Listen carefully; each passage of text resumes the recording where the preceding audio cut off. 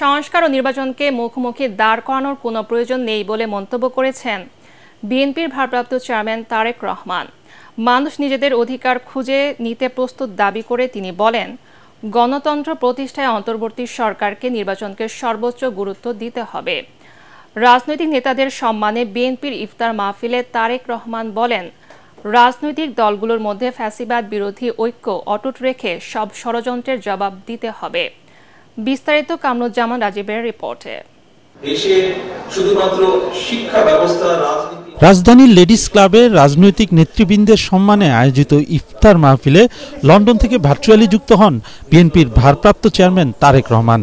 অনুষ্ঠানে স্বাগত বক্তব্যে বিএনপি মহাসচিব মির্জা ফখরুল ইসলাম আলমগীর অভিযোগ করেন, গণতন্ত্র ও নির্বাচন নিয়ে বিভ্রান্তি তৈরির চেষ্টা চলছে।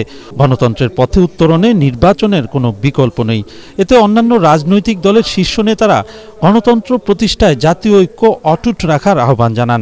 গণতন্ত্রের পথে যাওয়া ছাড়া আমাদের কোনো বিকল্প নেই এবং সেই জন্য আমরা বারবার করে যেটা বলেছি, এটা নিয়ে অনেকে আমাদের সমালোচনা করেন, আমরা দ্রুত নির্বাচনের কথা বলেছি।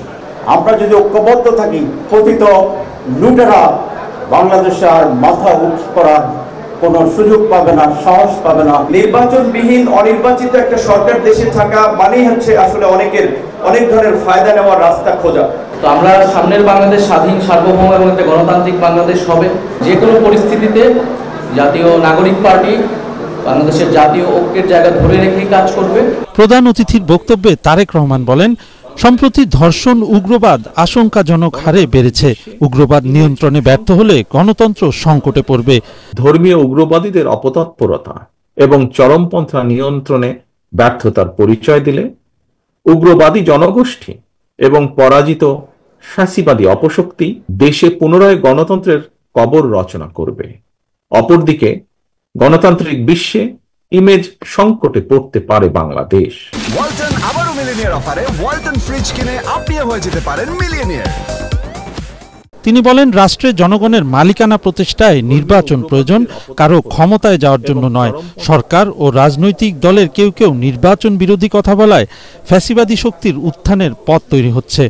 জনপ্রত্যাশার প্রতি শ্রদ্ধা না দেখিয়ে নতুন রাজনৈতিক বন্দোবস্তের নামে গৌণ ইস্যুকে মুখ্য করে অকারণ সময় ক্ষেপণের চেষ্টা হলে সেটি জনমনে ভুল বার্তা পৌঁছবে। একটি গণতান্ত্রিক সরকার প্রতিষ্ঠার লক্ষ্যে অন্তর্বর্তীকালীন সরকার নির্বাচনী ব্যবস্থার সংস্কারকেই সর্বোচ্চ অগ্রাধিকার দেবে। এটি গণতান্ত্রিকামী জনগণের প্রত্যাশা। ঐক্যবদ্ধ থেকে গণতন্ত্রকে শক্তিশালী করাই আগামী দিনের রাজনৈতিক বন্দোবস্ত বলে মন্তব্য করেন বিএনপির ভারপ্রাপ্ত চেয়ারম্যান তারেক রহমান। জাতি সম্মিলিতভাবে যেন আমরা দেশ এবং জাতিকে। কামরুজ্জামান রাজীব, এটিএন বাংলা, ঢাকা।